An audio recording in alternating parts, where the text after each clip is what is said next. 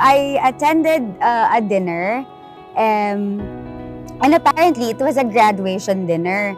They were celebrating, and then sabi nila that they graduated nga daw from Ateneo. When I asked them how the program went on, they said things like, masaya, they were able to build networks, they were able to meet new friends, and they were able to know more about themselves.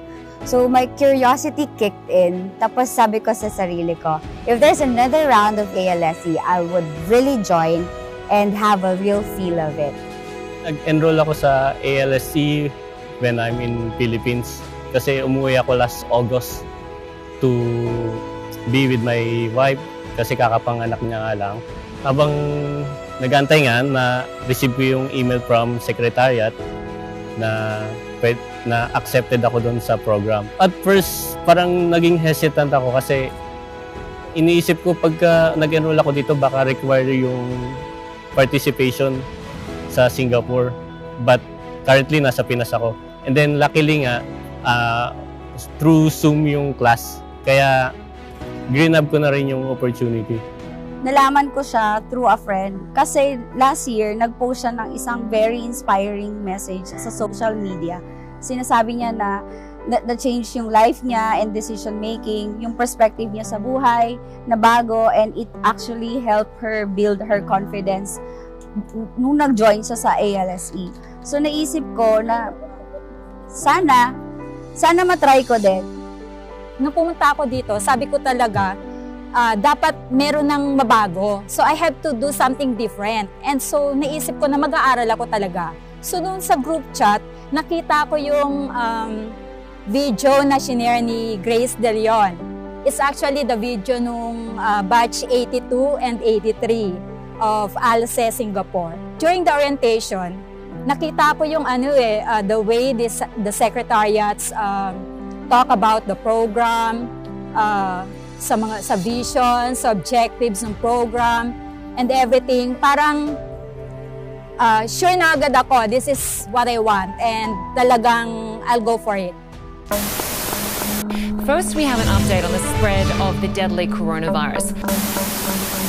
In a matter of days, Dr. Li Wenliang went from treating patients to becoming one. The 34-year-old ophthalmologist diagnosed Saturday with the Wuhan coronavirus.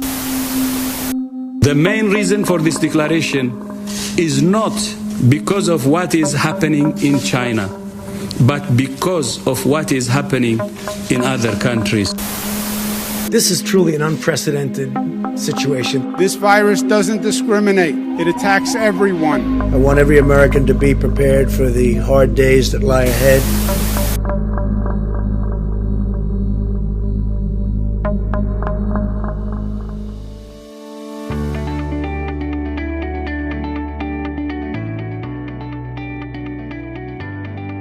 This LSE nag-open ng mind nila to maging concern aside sa pamilya lang, sarili, and kay Lord, pati rin sa community. But for us, ang amazing kasi doon, we recognize it, we admit it, we voice it out, and then we do something to move forward, to create a change.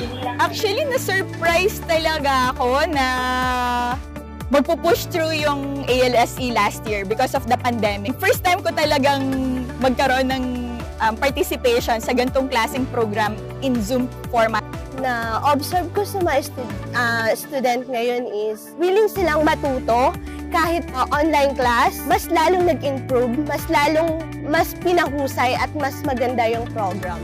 Ngayon parang mas pinupush namin ng estudyante na kaya nyo yan, ganito lang yung dapat gawin ninyo. Yung parang mas lalo silang naging independent. Nakakatuwa din talaga yung mga estudyante online. Sobra silang engaged. I was amazed na posible pala siya. And I can see the limitless possibilities in this platform to continue and expand the program. This virtual classroom, this Zoom, help us to find ways to be creative, to be still engaging, even if we are far apart from each other. Screens are blocking us. Literally, walls and roads and bridges are separating us. At first, although talagang decided ako to go for it, meron akong konting hesitation dun sa part na magiging online class siya. And it's like yung mga klase is gagawin by Zoom, right? And for me, challenge yon kasi hindi ako techie person eh. Parang yung phone ko nga, parang ang use lang niya is for Messenger and Facebook. So parang wow, Zoom. Ano ba yung Zoom? Parang ganon. From learning Zoom, slowly, may natututo na ako sa iba pang bagay. And yung mga extra lessons na binibigay nila, all these things talagang, I know, after ALSE, this is something na nasa akin na and talagang magagamit ko na sa future. Kahit hindi mo sila nakakasama, meron pa rin yung parang presence na nagiging connected kayo with each other. Tapos mas madaming bloopers kasi nakikita niyo yung isa't isa via video, which is very unusual. So naghang kayo ulit. Ako lang gumagalaw. Nung nag-start yung pandemic, bahay ka lang lalo nung lockdown. So parang brinake niya yung silence na ay may mga tao ka pa rin nakikita, which is very comforting din.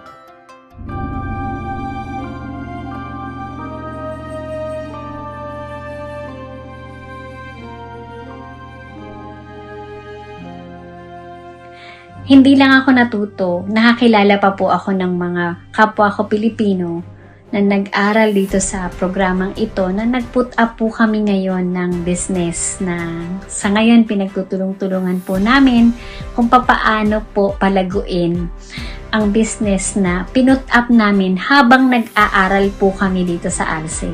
So, pinagpipray ko po na maraming maabot ang programang ito na nasa iba't ibang bansa para matulungan kung papaano mag-business at papaano i-enjoy ang perang pinaghirapan sa tamang panahon. Because of Ateneo of Life, I realized that I can help people. I realized I can employ people who did not finish school as my social contribution. Because of the program, I learned that as a business owner, we should also consider the people, not only profit. So with my learnings, I employed 3 of them. Even with this small act, I can help our country by giving chance to people regardless of their education level. I'm so grateful I joined this program because I really learned very much about deeper knowledge for business management and social awareness. And I'm so thankful na sobrang maraming matutuhan, lalo na ang pagkilala sa iyong sarili. 1, 2, 3. Then face it.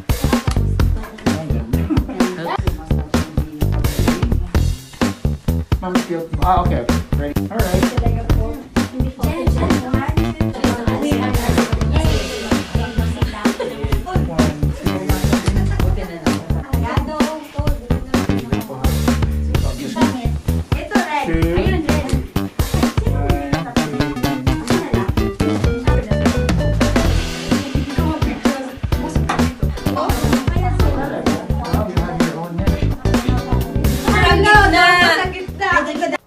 I learned through this program that building a business or an entrepreneurship, it can be something bigger than my own self. Yung enlightenment na naibigay niya sa akin, sobrang laki. Kasi dati, ano lang ako yung para bang bunging lang kasi nagpapadala ka naman. So, lahat ng responsibilities na cover mo. Pero ngayon, binibigyan ka niya ng bagong perspective sa future, sa sariling decision, sa mga ganung sa mga bagay na akala mo hindi ka capable of doing, like building or planning something for yourself.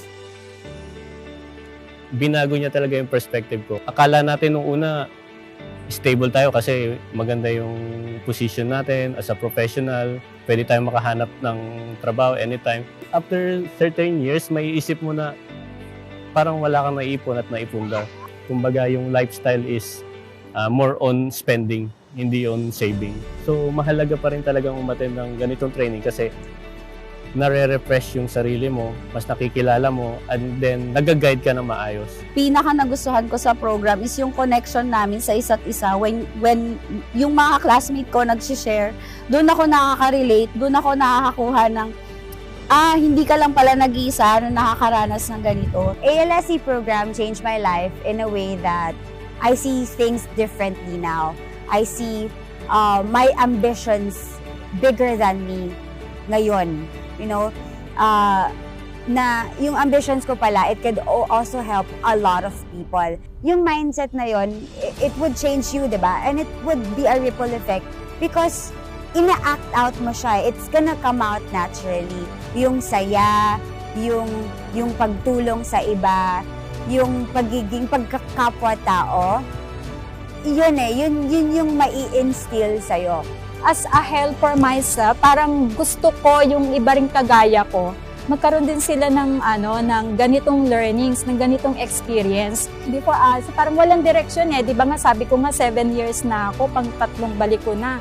So parang pupunta ka, mangangarap ka, pagbalik mo, wala rin. You have to experience something na talagang makakapagpabago. And this is it, yung ALSE, talagang I'm very sure na after this, my life will be changed.